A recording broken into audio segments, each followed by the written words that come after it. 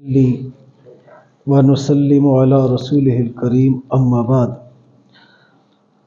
حاضرین محترم، قرآن پاک کی سب سے پہلی سورہ مبارکہ وہ سورہ فاتحہ ہے، اور یہ وہ عظیم سورہ مبارکہ ہے کہ جس کے بہت سے نام ہیں، اور جب کسی کے نام زیادہ ہوں تو وہ اس کی عظمت پر دلالت ہوا کرتا ہے کہ جس کے نام زیادہ ہے وہ انہی صفات اس کی زیادہ ہوگی۔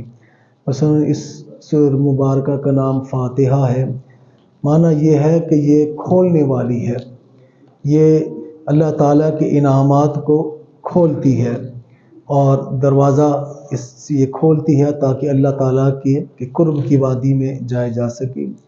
اس کا نام سورہ شفا ہے۔ میرے حضور کی حدیث ہے، میرے حضور نے فرمایا زہر کے لیے یہ سورہ مبارکہ شفا ہے۔ اسی طرح اس کا نام دعا ہے کہ یہ بندہ اس کو پڑھ لے تو گویا اس میں ساری دعائیں اس کے لیے آ گئی۔ اس کے بہت سے نام علماء کرام نے گنوائے ہیں۔ نبی پاک صلی اللہ تعالی علیہ وسلم آپ کی بارگاہ میں حضرت جبرائیل علیہ السلام تشریف لائے تو آپ نے فرمایا کہ میرے آقا، اس سورہ مبارکہ کے آپ کو اللہ نے 2 نور ایسے دیے ہیں جو کسی نبی کو عطا نہیں کیے۔ پھر فرمایا حضور وہ ایک نور تو سورہ فاتحہ ہے، اور دوسرا نور سورہ بقرہ کی آخری آیات ہے۔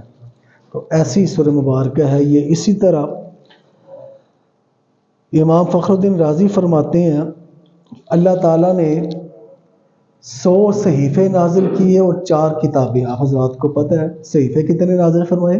100، یعنی 104 اب ٹوٹل صحائف اور کتابیں ہوگی۔ اور 100 صحیفوں کا جو علم ہے وہ سارا 3 کتابوں میں رکھا، تورات، زبور اور انجیل میں۔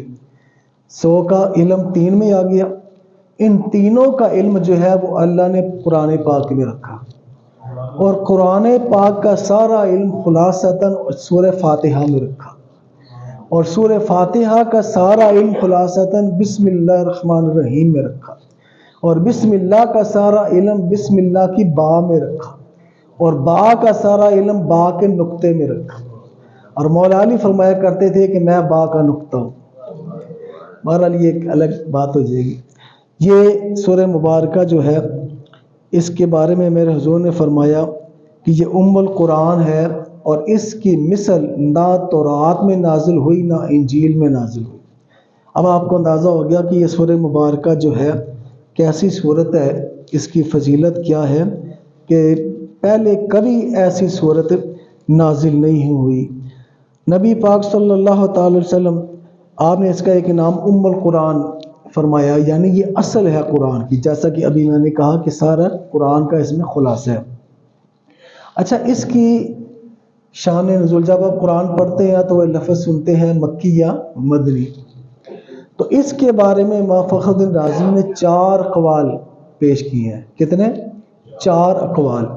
پہلا قول یہ کہ مکی ہے، مکہ شریف میں نازل ہوئی۔ دوسرا قول یہ کہ یہ مدنی ہے۔ تیسرا قول یہ ہے کہ یہ 2 مرتبہ نازل ہوئی، مکہ میں بھی نازل ہوئی، مدینہ میں بھی نازل ہوئی، یعنی مکی بھی ہے اور مدنی بھی ہے۔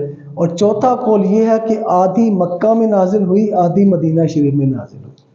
تو گویا اس سے بھی آپ اندازہ لگا سکتے ہیں کہ سورہ مبارکہ کی فضیلت بہت زیادہ ہے۔ اب آئیے اس کی فضیلت پر انشاءاللہ پھر کبھی باتیں ہوگی۔ اس کو شروع کرتے ہیں، اور قرآن جب بھی آپ پڑھتے ہیں نا تو قرآن شروع کرتے ہیں اعوذ باللہ سے، جسے کیا کہا جاتا ہے؟ تعوذ۔ کیا کہا جاتا ہے؟ تعوذ۔ تعوذ جو ہے نا، یہ اس کا معنی یہ ہوتا ہے کہ کسی سے بچنے کے لیے کسی سے مل جانا، کسی سے بچنے کے لیے کسی سے مل جانے کو تعوذ کہتے ہیں۔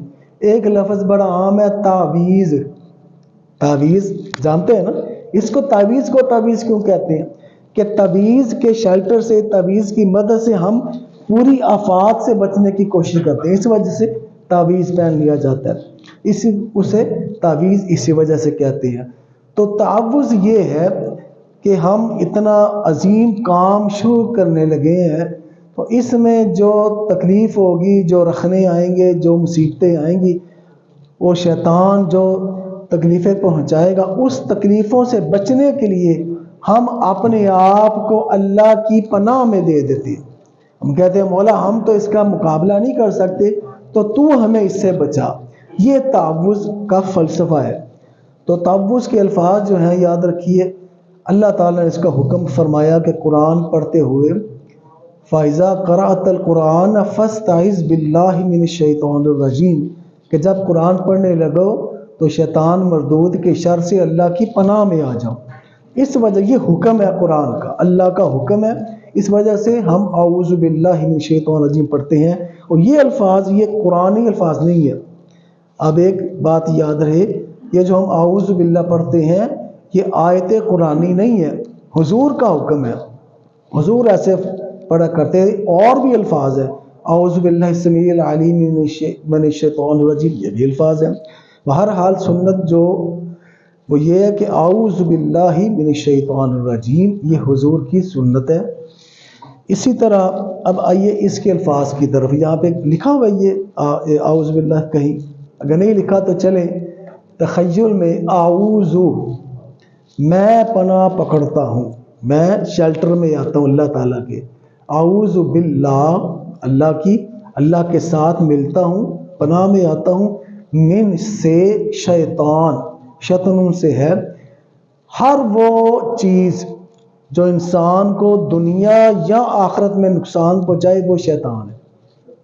اب یہ نقطہ یاد رکھے، ہر وہ چیز جو انسان کو نقصان پہنچائے وہ شیطان۔ حضرت عمر فاروق اعظم رضی اللہ عنہ، آپ ایک خچر پہ سوار ہوئے تو وہ اچھلنے لگا اور آپ کو قریب تھا کہ گرا دیتا، تو آپ اسے اترے اور فرمایا کہ یہ شیطان ہے۔ اب آپ کو اندازہ لگ گیا کہ جو بھی آپ کو نقصان پہنچائے، اب اس میں آپ کی بیوی بھی آ سکتی ہے، بچے بھی آ سکتے ہیں، جو آپ کی آخرت کا نقصان کر دے، آپ کو حرام کمانے پہ مجبور کر دے، وہ بھی شیطان ہے جو آپ کو اللہ کے راستے سے دور کر دے۔ لیکن ان سب کا بڑا شیطان کون ہے؟ ابلیس۔ وہ چونکہ اس نے شروع کیا تو وہ ان کا سردار ہے۔ یہ آگے وہ جو وسوسے پھیلاتے ہیں، لیکن انسان کو چونکہ نقصان ابلیس بھی پہنچاتا ہے، دیگر اس کے شتونگڑے بھی پہنچاتے ہیں، لیکن اس کا ایک دشمن سب سے بڑا اس کا اپنا نفس ہے، تو وہ بھی اس میں آ گیا۔ میں مولا ہم الرجیم کا جو لفظ ہے اس کا مطلب ہے رجم کہتے ہیں مارنا پتھر سے، تو شیطان کو چونکہ پتھر مار کے نکالا گیا تھا تو یہ شیطان رجیم ہے، پتھر مار کے نکالا گیا۔ ہم اس کے شر سے اللہ کی پناہ مانگتے ہیں، اس کے شر سے اللہ کی پناہ مانگتے ہیں۔ اور شیطان جو ہے یاد رکھیے، بس کیونکہ وقت کم ہے میں صرف اشارہ کرنے لگا ہوں کہ اس کا اتنا طاقت بھی بہت ہے، یاد رکھیے گا اس کی طاقت بھی بہت ہے۔ انسان کے خون میں گردش کرتا ہے اور وسوسے پھیلاتا ہے اور انسان کو تباہ برباد کر کے رکھ دیتا ہے۔ اور ایسے جال ہر انسان کے لیے اس کے الگ سا جال ہوتا ہے۔ جوانی میں کچھ اور جال ہوتے ہیں، بڑھاپے میں اور جال ہوتے ہیں، اور صاحب نو عمری میں اور جال اس کے ہوتے ہیں۔ ہر عمر میں ہر لحاظ سے علماء کے لیے اور اس کے جال ہوتے ہیں، علماء ان سے پھنستے ہیں، اور عوام کے لیے اس کے پاس اور جال ہوتے ہیں، ایسے پھنساتے ہیں۔ تو یہ اس کا دیکھنا بھی نقصان دہ ہے، اس کی دوستی بھی نقصان دہ ہے۔ تو اس سے بچنے کے لیے ہم اپنے آپ کو اللہ کی بارگاہ میں پیش کرتے ہیں، مولا ہم اس کا مقابلہ اکیلے نہیں کر سکتے، تو ہمیں اس سے بچا۔ یہ ہے تعوذ کا فلسفہ۔ آگے آیت کریمہ ہے بسم اللہ الرحمن الرحیم، یہ قرآن کی آیت ہے، اور حضور نے فرمایا کہ یہ ایسی آیت ہے جو سوائے سلیمان علیہ السلام کی اور میرے اور کسی پہ نازل نہیں ہوئی۔ سلیمان علیہ السلام پہ بھی نازل ہوئی تھی، قرآن پاک میں بھی ہے۔ اس کا ترجمہ جو کیا، یہ اب آپ نسخہ کی طرف دیکھیں، آپ کو لکھی ہوئی ملے گی۔ سب سے پہلے ہے بسم اللہ، با ہے اور اسم ہے، الف کٹ کے تو با گیا، با اسم اللہ، با جو ہوتی ہے یہ مصاحبت کے لیے آتی ہے، ملانے کے لیے، اور دوسرا قول ہے برکت کے لیے آتی ہے کہ جب برکت دینا مقصود ہو تو وہ با برکت کے لیے آتی ہے، مصاحبت ملانے کے لیے۔ یہ وقت چونکہ ملانے کا ہے، بندہ اللہ سے ملنا چاہتا ہے، لہٰذا یہ قرآن پاک با سے شروع ہے۔ یہاں پہ بہت بڑا سوال اور ایک بحث ہے مفسرین کے درمیان کہ قرآن پاک کی ابتدا ہو رہی ہے تو با سے کیوں ہوئی، الف سے کیوں نہیں ہوئی؟ حالانکہ حروف تہجی میں الف ہے، تو با سے کیوں ہوئی؟ تو با جو ہے اس میں عاجزی ہے، انکساری ہے۔ قرآن کا پہلا سبق ہمیں یہ ملتا ہے کہ عاجزی اور انکساری اور اپنے آپ کو ملانا اللہ تعالیٰ کے ساتھ، اس وجہ سے اللہ نے اپنے کلام کی ابتدا با سے فرمائی۔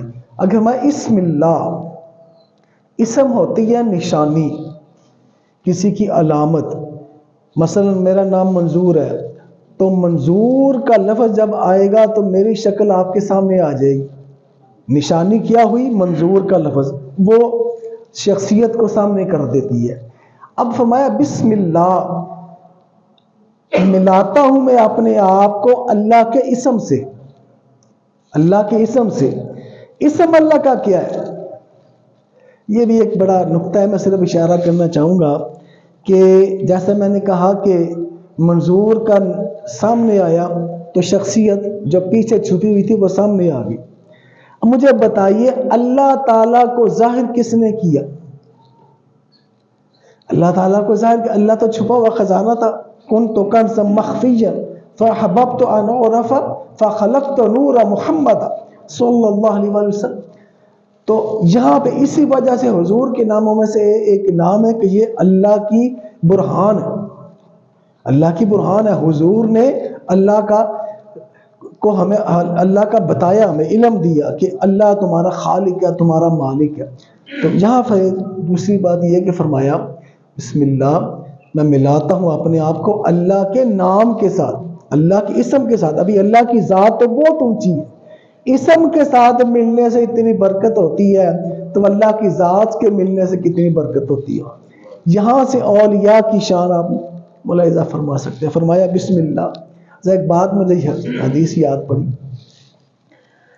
میرے آقا کریم صلی اللہ علیہ وسلم فرمایا کہ اللہ تعالیٰ کسی قوم پہ عذاب بھیجنا چاہتا ہے، اس کے کام کچھ ایسے ہوتے ہوں گے تو وہ عذاب بھیجنا چاہتا ہے، تو کوئی اس قوم میں سے چھوٹا بچہ مدرسے میں جا کے سورہ فاتحہ پڑھتا ہے، سورہ فاتحہ پڑھتا ہے، تو جب وہ سورہ فاتحہ پڑھتا ہے، اس بچے کے پڑھنے سے اللہ 40 سال تک اس قوم پہ عذاب ہٹا دیتا ہے،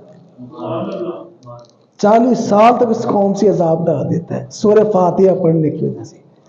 مجھے بتائیے اگر ایک چھوٹا بچہ سورہ فاتحہ پڑھے تو اتنا فائدہ ہے، تو آپ جیسے بڑے پڑھیں تو کتنا فائدہ ہوتا ہوگا۔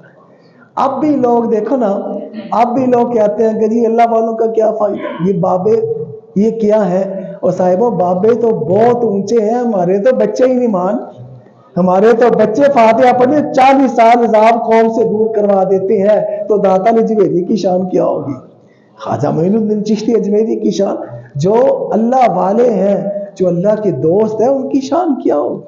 میں بسم اللہ الرحمن الرحیم ملاتا ہوں میں اپنے آپ کو، اللہ کے نام سے شروع کرتا ہوں جو بڑا مہربان اور نہایت رحم والا ہے۔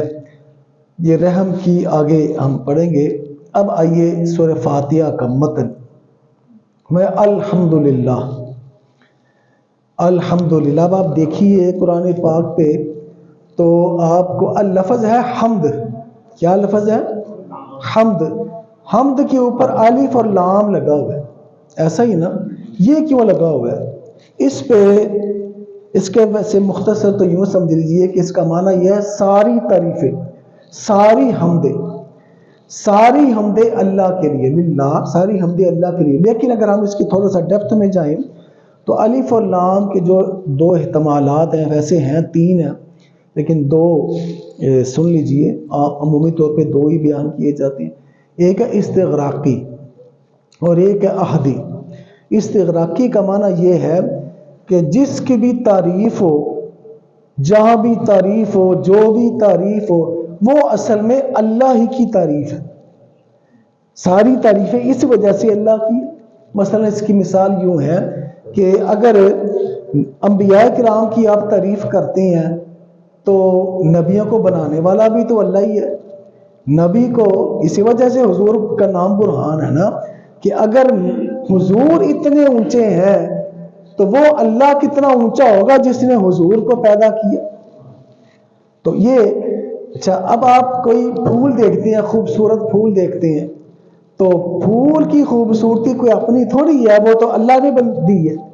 تو پھول اگر آپ نے کہا کہ پھول بڑا خوبصورت ہے تو گویا آپ یہ کہتے ہیں کہ اللہ جس نے پھول بنایا ہے اس کی کیا شان ہے، اس کی کتنی تعریف ہے۔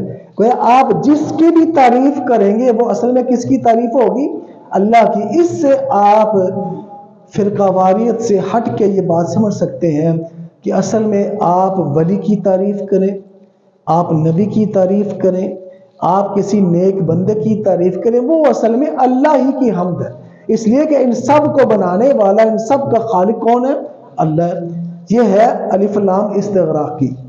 اب ہے الف لام احدی کہ خاص، جیسے انگلش میں آپ لفظ استعمال کرتے ہیں THE دی یا دا، یہ خاص کر دیتا ہے۔